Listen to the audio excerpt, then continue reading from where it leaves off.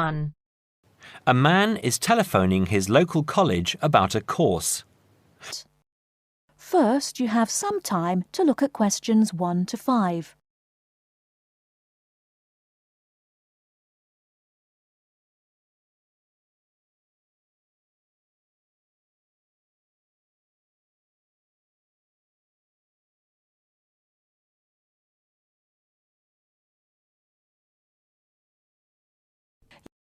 Good morning, City College. Oh, good morning. I'm phoning about the photography course that you run. Well, actually, there are 3 courses. It depends on your level. One course is for beginners. The second is for people with a little experience. We call that the intermediate course. And the third is an advanced course for people who already know quite a lot about the subject. Oh, I see. Well, I'm quite a keen photographer, but at the moment it's just a hobby. I want to learn more so that I might be able to do some work professionally at some time. I think the intermediate course would be a bit easy for me. Perhaps the advanced course would be best. When does it start? The advanced course starts on September the 18th. OK, just let me note that down. The 18th of September. And how long does the course run for? It's a 12-week course, but there's a week off in the middle for half term. So you do 12 lessons over 13 weeks. So, what's the date that the course finishes? It finishes on the 14th of December. The 14th. OK. That's quite near Christmas, isn't it?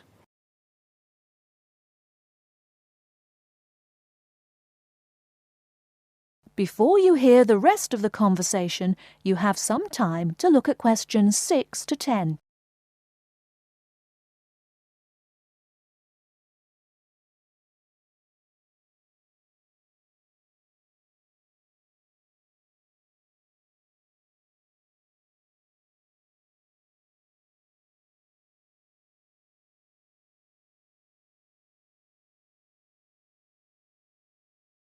Now listen and answer questions 6 to 10.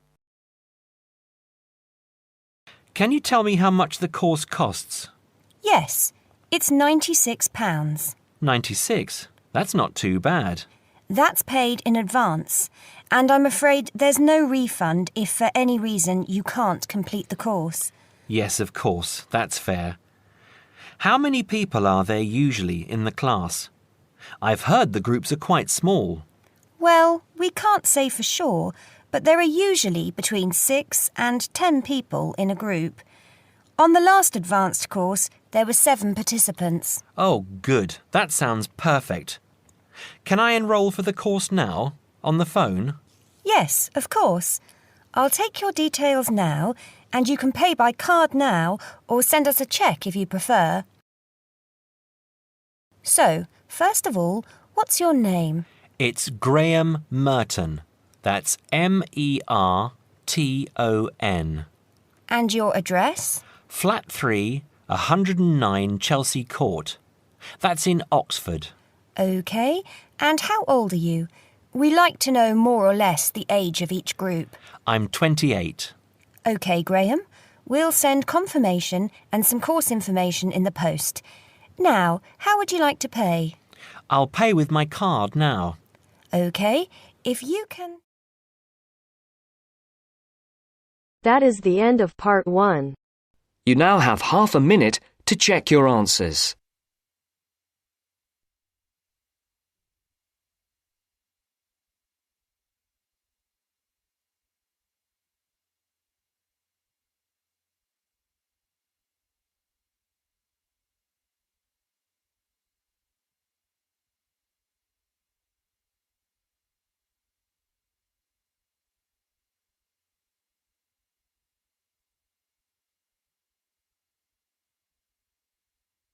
Now turns to part 2. Part 2. First, you have some time to look at questions 11 to 17.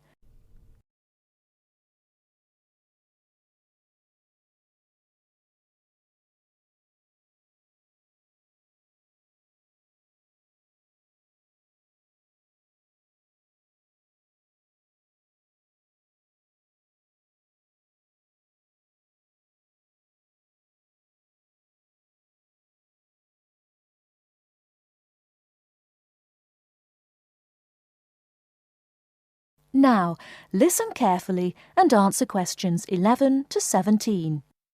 Hello, Clark's Cycle Hire. My name's Keith. How can I help you? Oh, hello. I saw your ad in the local paper, and as I'm thinking of doing some cycling, I'm wondering what kinds of bike you have and what your prices are like. Well, we hire out two main types of machine, touring and mountain bikes.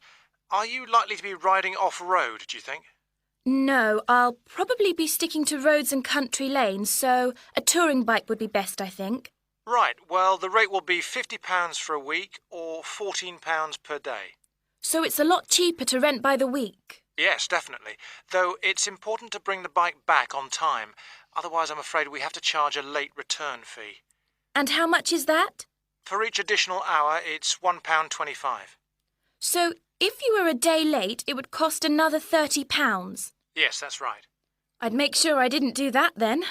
I should also point out there's a deposit which you get back when you return the bicycle. In good condition, of course. On touring models, it's £60. Is there anything else I'd have to pay? No, that's it. Though if you're planning to ride fairly long distances, you might like to have one or two accessories. Such as? Well, for another £5, we can supply lightweight bags, either panniers or the handlebar sort. It's amazing how much they can carry, and the way they're designed means they don't get in the way when you're riding. Well, I'll see. But what about essential things like a pump and a repair kit? I wouldn't have to pay extra for those, would I? No, there's no charge for things like that. Or for a lock. It's a good strong one too. Just make sure you don't lose the key. That reminds me, what about insurance? What happens if someone steals the bike, in spite of the wonderful lock? Didn't I mention that? Oh, I should have told you that's included in the rental too. And it covers everything, does it? It covers you against theft of the bike, yes, as long as it's securely locked at the time. You'd have to pay part of any individual claim, though. How much? If the bike was stolen and not recovered, you'd be liable for the first £100. So, if I do go ahead and rent one, how do I pay? By cheque or would it have to be cash? Neither, I'm afraid. We can only accept credit card bookings. Otherwise, we'd have to ask our customers for the full value of the machine as a deposit. I've got a Visa in my name. Would that be okay? Sure. Before you hear the rest of the talk, you have some time to look at questions 18 to 20.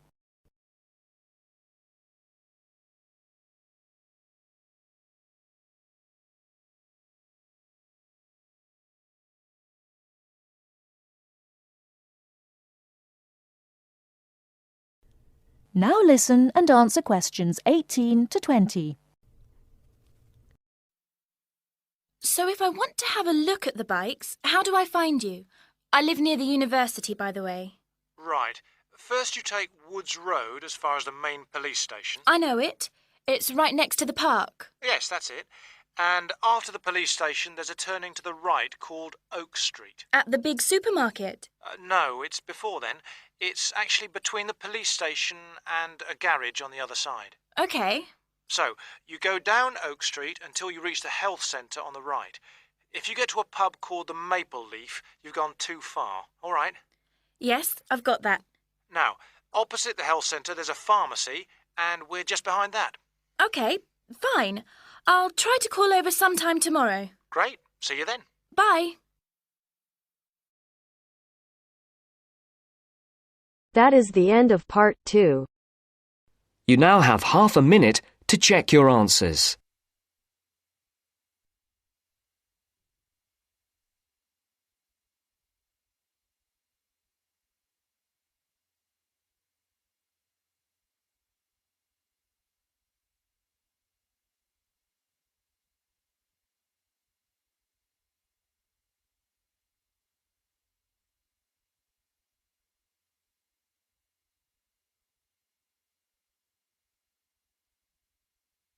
Now turns to part 3. Part 3. You will hear two students and their tutor discussing a wildlife presentation. First, you will have some time to look at questions 21 to 26.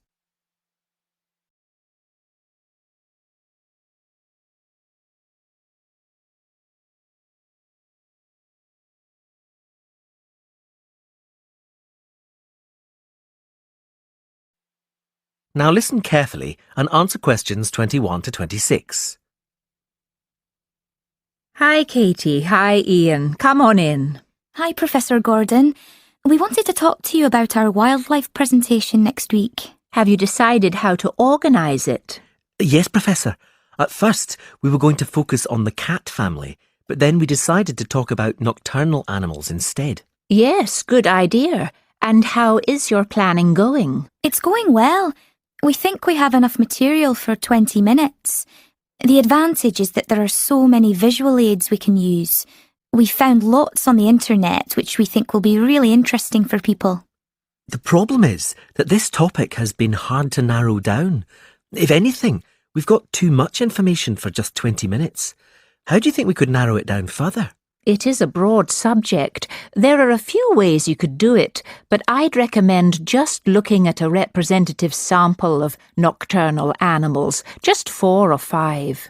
Yes, and maybe we could choose one animal from each continent, or a land creature, a marine creature and a winged animal. I like the idea of separating it by different types of animals. And if we limit the detail, we'll definitely have enough time. But don't limit the detail too much. Also, think how you're going to interest the audience. Well, we're going to have a picture for each animal so we can talk through the picture. That's a nice idea, but don't limit yourself to pictures. If you can find any clips of the animals, use them. Showing brief video clips can keep an audience interested. I'll look on the internet tonight. And think of questions to ask your audience. People like to be involved. Yes, that's a great idea. Anyway, Professor, we've been practicing our presentation and we'd like to show you a small section. Is that okay? Well, we just have a couple of minutes left, but go ahead. Before you hear the rest of the conversation, you have some time to look at questions 27 to 30.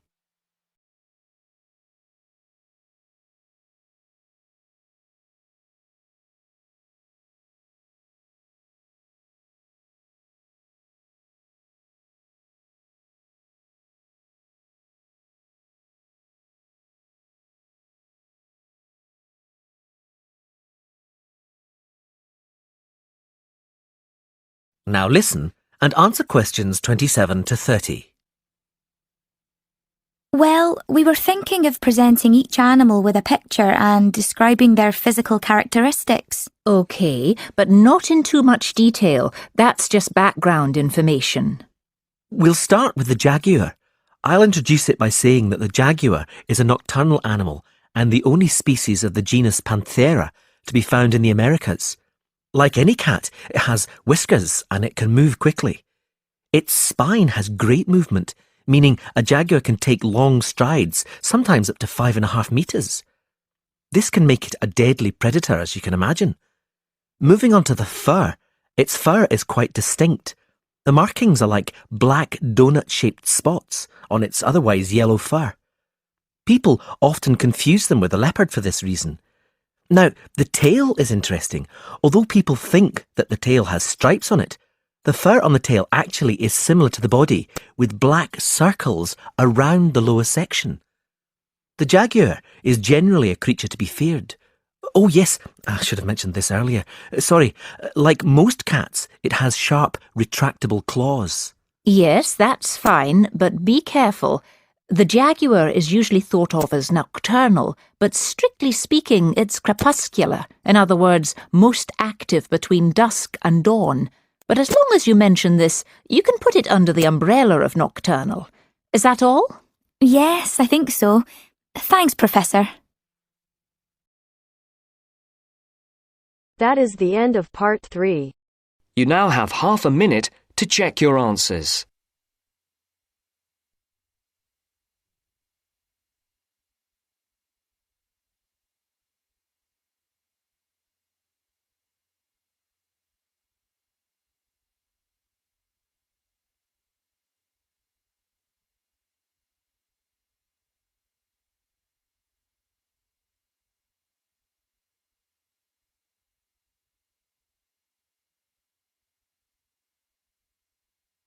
Now turns to part 4. Part 4. You will hear a man talking on the radio about dogs which help people with their work. First, you have some time to look at questions 31 to 40.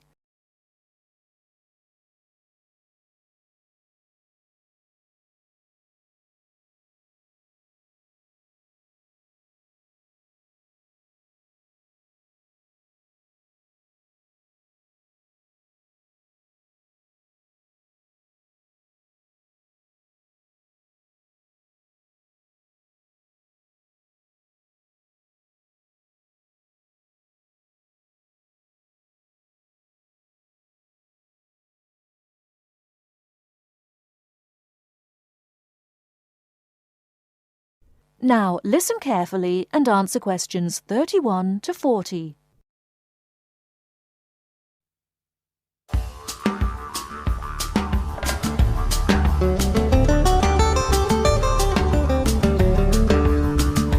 Welcome to this week's edition of Countrywide. And today, we're taking a look at a number of different breeds of working dogs. And here to report on the dogs with jobs is Kevin Thornhill. Thanks, Joanne. Well, yes, dogs with jobs is the subject of today's program. Dogs have earned themselves a reputation over the centuries for being extremely loyal. And here's a little story which illustrates just how loyal they are. Just outside the country town of Gundagai in Australia is a statue built to commemorate a dog. A dog which sat waiting for his owner to return to the spot where he'd left him. Well, the story, which was immortalised in a song, has it that the poor dog died waiting for his master, 5 miles from Gundagai, which is where they built the statue. Now that's what I call loyalty. Well, because of their loyalty and also their ability to learn practical skills, dogs can be trained to do a number of very valuable jobs. Perhaps the most well-known of working dogs is the Border Collie sheepdog. Sheepdogs which work in unison with their masters need to be smart and obedient, with a natural ability to herd sheep. Some farmers say that their dogs are so smart that they not only herd sheep, they can count them too. Another much-loved working dog is the guide dog, trained to work with the blind. Guide dogs, usually Labradors, need to be confident enough to lead their owner through traffic and crowds, but they must also be of a gentle nature. It costs a great deal of money to train a dog for this very valuable work, but the guide dog associations in the UK, America and Australia receive no government assistance, so all the money comes from donations. Another common breed of work dog is the German Shepherd. German Shepherds make excellent guard dogs and are also very appropriate as search and rescue dogs, working in disaster zones after earthquakes and avalanches. These dogs must be tough and courageous to cope with the arduous conditions of their work, and so that they can be sent anywhere in the world to assist in disaster relief operations, effective dogs and their trainers are now listed on an international database. When you arrive at an airport here, you may be greeted in the baggage hall by a detector dog, wearing a little red coat bearing the words "Quarantine." These dogs are trained to sniff out fresh fruit as well as meat and even live animals hidden in people's bags. In order to be effective, a good detector dog must have an enormous food drive. In other words, they must really love their food. At Sydney Airport, where there are 10 detector dogs working full-time, they stop about 80 people a month trying to bring illegal goods into the country. And according to their trainers, they very rarely get it wrong. Another famous working dog is the husky. Huskies, which originally came from Siberia, have been used for decades as a means of transport on snow, particularly in Antarctica where they have played an important role. Huskies are well adapted to harsh conditions and they enjoy working in a team. But the huskies have all left Antarctica now because the international treaty prohibits their use in the territory as they are not native animals. Many people were sad to see the dogs leave Antarctica, as they had been vital to the early expeditions and earned their place in history along with the explorers. That is the end of part 4. You now have half a minute